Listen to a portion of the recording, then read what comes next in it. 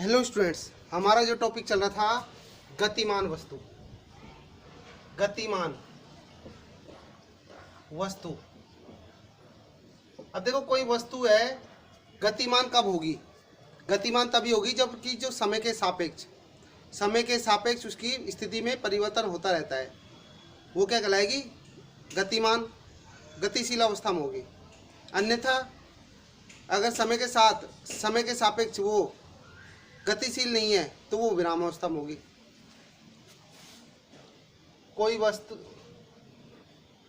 जब कोई वस्तु ले लो या कोई पिंड ले लो, जब कोई वस्तु या पिंड समय के सापेक्ष उसकी स्थिति में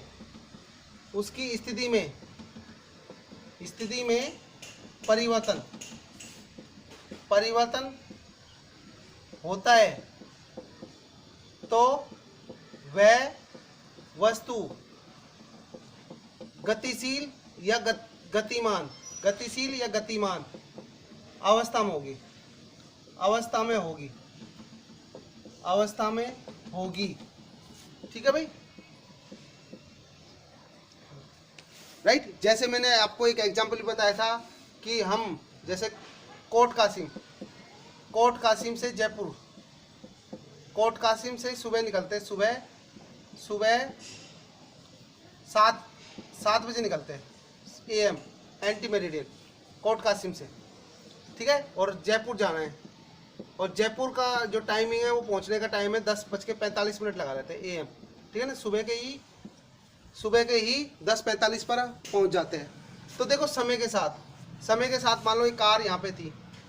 ठीक है, कार कहाँ पे थी? सुबह 7 बजे कहाँ थी? कोट कासिम में थी। तो इसने 3:30 मतलब जो भी है 3:45 पे 45 इतना टाइम लिया। तो समय के साथ क्या हो गई?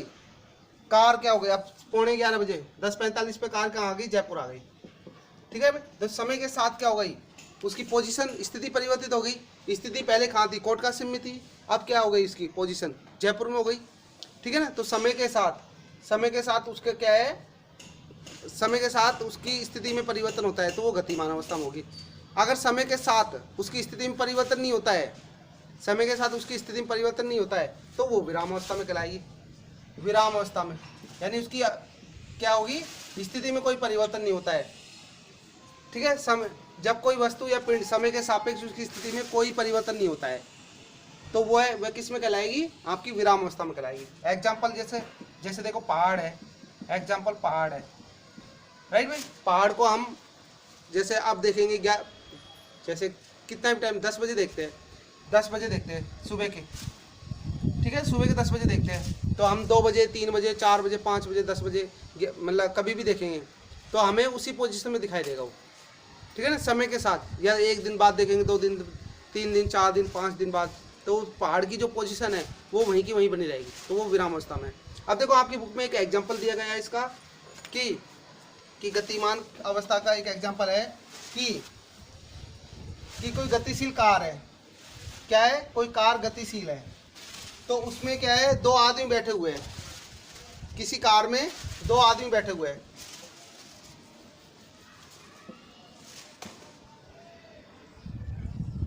ये कार हो गई। ठीक है भाई, अब इस कार में क्या है? 2 आदमी बैठे हुए हैं। मान लेते हैं ये इस तरह से, ये पहला आदमी हो गया और ये यहाँ पे दूसरा आदमी हो गया। पहला आदमी और ये दूसरा आदमी, और सड़क पे चल रही है, सड़क पे। ठीक है भाई, अब देखिए कि जो आदमी बैठा है, अगर वो जमीन से या स्वयं से कार की गति की तुलना करता है तो कार क्या होगी? गतिशील अवस्था में होगी। यदि आदमी है, यहाँ पे पहला आदमी है, ये आदमी पहला है, ये क्या है? अगर उससे जमीन से कार की गति की सापेक्ष देखता है, जमीन के सापेक्ष या स्वयं के सापेक्ष, जमीन से या स्वयं से, तो देखता है तो कार क्या होगी? गतिशील अवस्था में होगी। कार क्या होगी? गतिशील अवस्था में होगी। ठीक है भाई। अच्छा, दूसरा है, अगर मान लो कार में ही 2 आदमी बैठे हुए हैं, कार में 2 आदमी बैठे हैं, तो दोनों अब कार की स्थिति देखना चाहे वो, तो एक आदमी दूसरे आदमी के सापेक्ष तो उसे कार क्या होगी, विरामावस्था में, कार क्या होगी, विरामावस्था में रहेगी। ठीक है ना, क्योंकि वो जमीन से नहीं देख रहा है, जमीन से तुलना नहीं कर रहा है कि कार गति। तो सिंपल सी मीनिंग है कि यदि कोई आदमी जमीन से या स्वयं से देखना चाहता है कि भाई कार गतिशील है या नहीं है, ठीक है, तो उस समय जमीन से अगर वो कंपैरिजन करता है तो, और कार गति कर रही है, तो उसे लगेगा कि भाई कार गतिमान अवस्था में होगी। अन्यथा अगर कार में 2 आदमी बैठे हुए हैं, तो दोनों आदमी, एक आदमी के सापेक्ष दूसरा आदमी या दूसरा आदमी के सापेक्ष पहला आदमी, तो उसे कार विरामावस्था में होगी। ठीक है ना, ये। अब देखो नेक्स्ट टॉपिक इसमें है आपका कि हमें निर्देशक अक्षों का चुनाव करना पड़ता है। किसका अक्ष चुनाव करना पड़ेगा इसके लिए?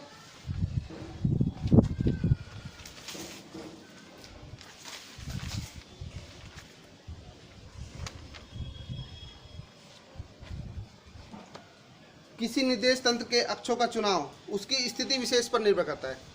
किसी वस्तु किसी निर्देश तंत्र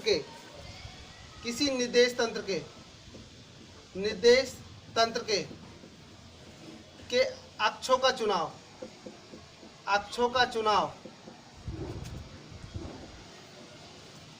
स्थिति विशेष पर, मतलब वस्तु की स्थिति विशेष पर, अक्षों का चुनाव स्थिति विशेष पर निर्भर करता है, स्थिति विशेष पर निर्भर करता है।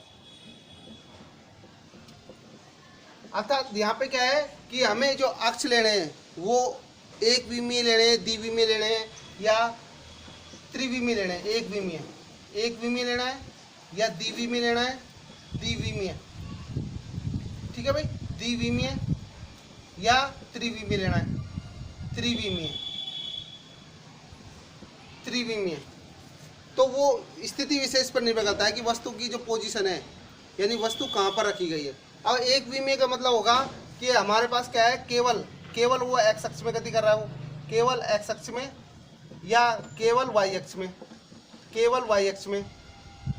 वाई अक्ष में गति कर रहा है वो, या फिर केवल जेड अक्ष में गति कर रहा है। तो एक ही अक्ष लेनी पड़ेगी अपन को, क्या लेनी पड़ेगी, एक ही अक्ष लेनी पड़ेगी, केवल जेड अक्ष, ठीक है ना। तो यानी इसका मतलब क्या हो गया कि मान लो वो जो गति कर रहा है ये एक्स अक्ष है, तो वो एक्स अक्ष के अनुदिश ही गति कर रहा है। वाई अक्ष लेंगे तो केवल वो वाई अक्ष के अनुदिश गति कर रहा है, वाई अक्ष के अनुदिश, ठीक है ना। या फिर एक तीसरा लेंगे, जेड अक्ष है तो जेड अक्ष के अनुदिश ही गति कर रहा है वो, ठीक है भाई, जेड अक्ष के अनुदिश ही गति कर रहा है। तो यानी केवल एक ही विमा में गति कर रहा है वो, तो इस कारण क्या होगा, एक विमीय होगा, ठीक है भाई। तो आपका क्या होगा, या तो एक्स अक्ष के अनुदिश गति कर रहा है वो, ठीक है भाई, एक्स अक्ष के अनुदिश या वाई अक्ष।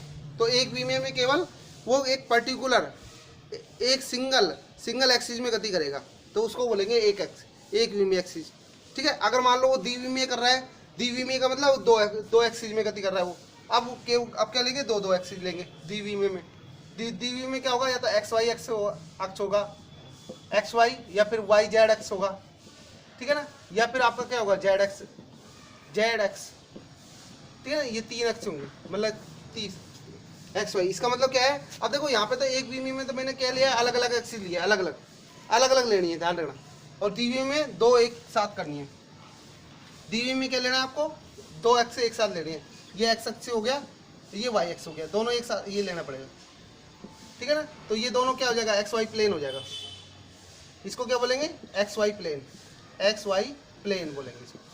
समतल, प्लेन का मतलब समतल, ठीक है ना। अगर वो एक्स वाई में कर रहा है, अगर इसमें कर रहा है वाई जेड में, तो वाई जेड इस तरह से, वाई और जेड में इस तरह से। ये मूल बिंदु हो गया आपका ओ, ठीक है ना। ये जेड एक्सिस हो गया, ये आपका मूल बिंदु हो गया, ठीक है भाई। इस तरह से जेड एक्स हो गया, ये आपका एक्स वाई एक्स हो गया।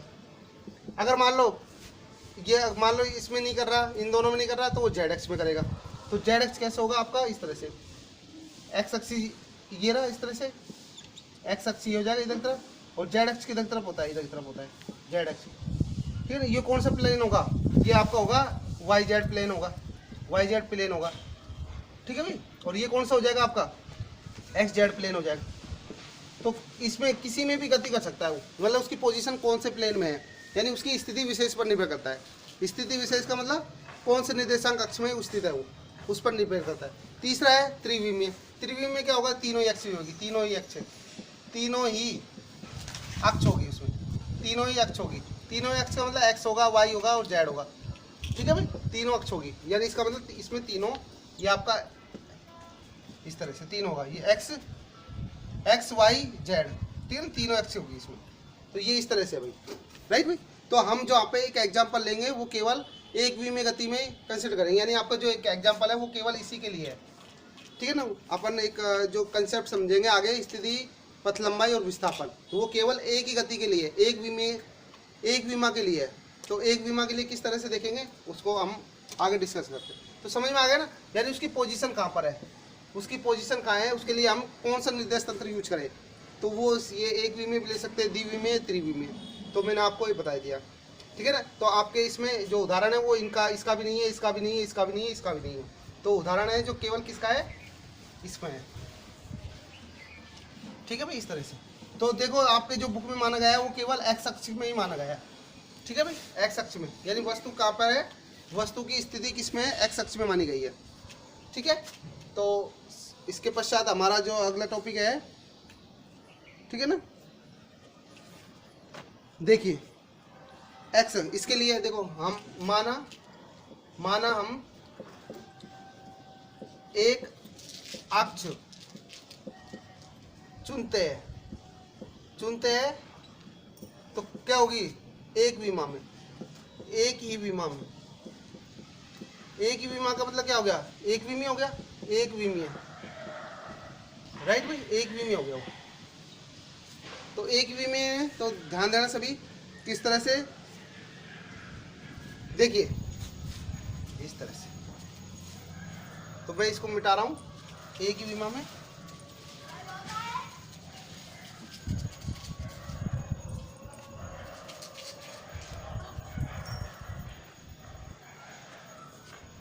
तो देखिए सभी, ये आपका क्या हो गया, मूल बिंदु हो गया, ठीक है। मैं कौन सी एक्स ले रहा हूं, ये आपका इधर की तरफ जा रहा है, ठीक है, ये आपका प्लस एक्स अक्ष है, एक्स, ठीक है ना, मीटर में है, ये मीटर में, दूरी किसमें, मीटर में है। और इधर की तरफ लेंगे तो माइनस में, माइनस एक्स, किसमें, मीटर में है, ये मीटर में, राइट भाई। मूल बिंदु है ये, तो मूल बिंदु 0 है, ओ है, इसका नाम दे दिया ओ, नाम क्या दे दिया, ओ। नेक्स्ट है, इसमें हम डिफरेंस लेते हैं 40-40 का, 40-40 का। तो ये क्या होगा, +40 +80 +120, ठीक है ना, +160 +200 200 +240 +280, ठीक है। 280 के बाद आ जाएगा आपका 320, इसके बाद +360,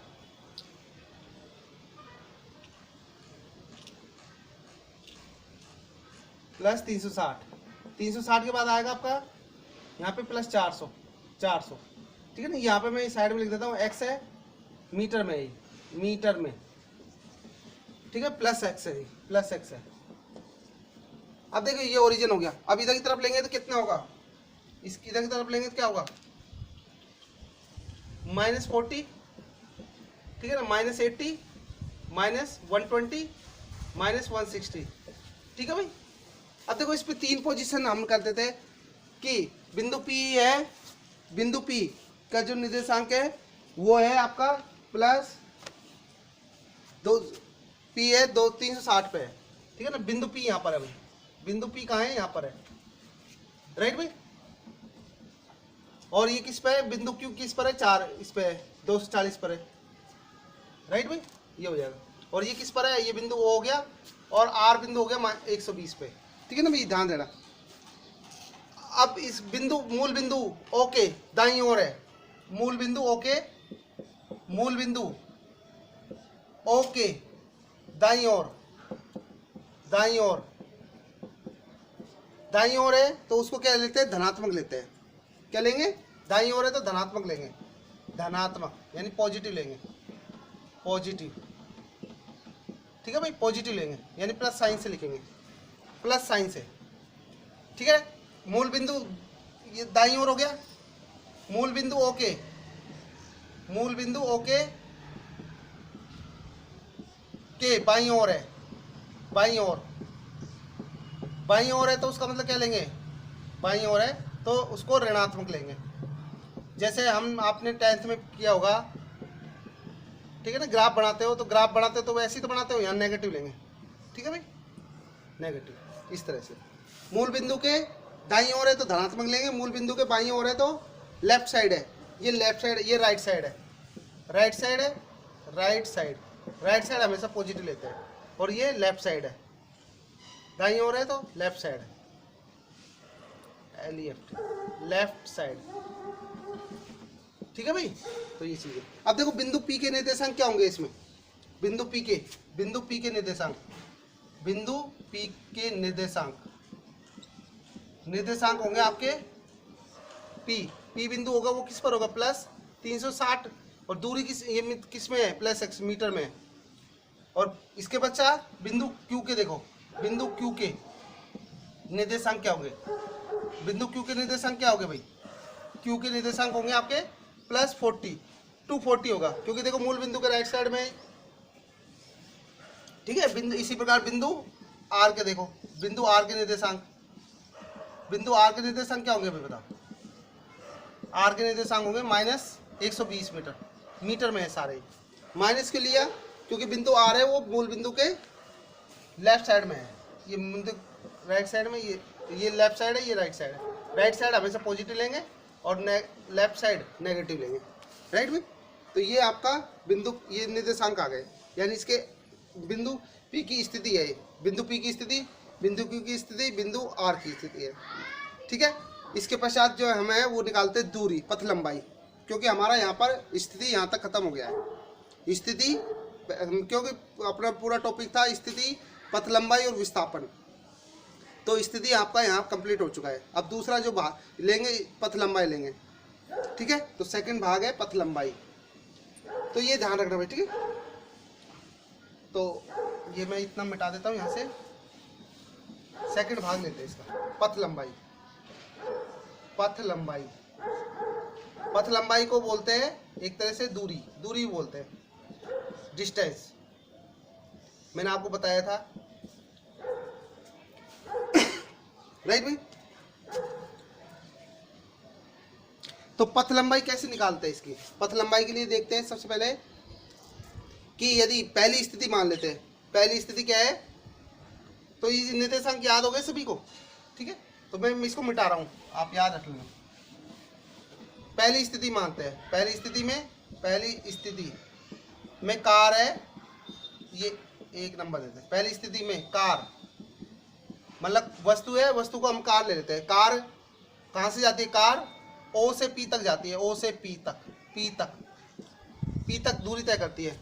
तो उस स्थिति में कितनी दूरी होगी इसकी, तो कितनी दूरी होगी भाई, O से P तक दूरी होगी OP तो होगी भाई। तो यानी क्या होगी, पथ लंबाई क्या होती है, किसी वस्तु या पिंड द्वारा एक निश्चित पथ में तय किए गए पथ की कुल लंबाई को, पथ की कुल लंबाई। अब देखो यहाँ से यहाँ तक की पथ की कुल लंबाई कितनी होगी, प्लस 360 मीटर होगी। तो यानी OP की दूरी कितनी आई भाई, OP की दूरी कितनी आई, 360 मीटर आई। सेकंड स्थिति में, द्वितीय स्थिति में कार है वो आपकी कहाँ से आती है, O से Q तक, मतलब O से P तक जाती है, O से P तक तथा पुनः वापस बिंदु Q पर लौट आती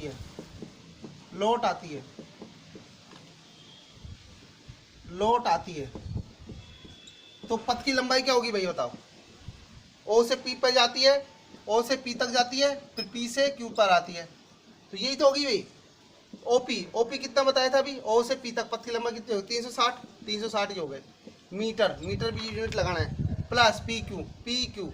अब पी से क्यू तक देखिए, पी से क्यू तक कितना कवर कर रहा है वो, तो यहाँ से यहाँ तक देखो 360 है, ये कितनी होगी यहाँ से यहाँ तक आने में उसको, 120 ही तो होगी भाई 360 में से मतलब यहाँ से यहाँ इन दोनों का डिफरेंस कितना आएगा, लंबाई कितनी आएगी, 120 ही तो आएगी।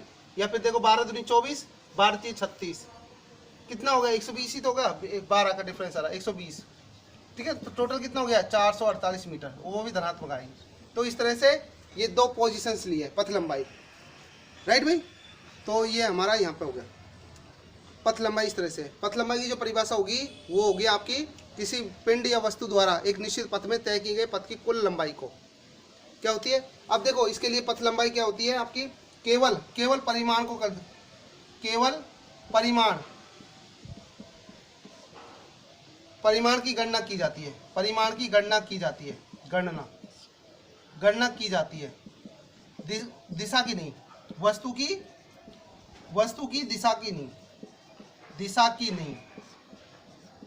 नहीं, ठीक है भाई। वस्तु की दिशा के बारे में जानकारी ज्ञात नहीं की जा सकती है। तो यानी क्या हो गया, ये कैसी राशि हो गई, अदिश राशि हो गई। कैसी राशि है ये, अदिश राशि है।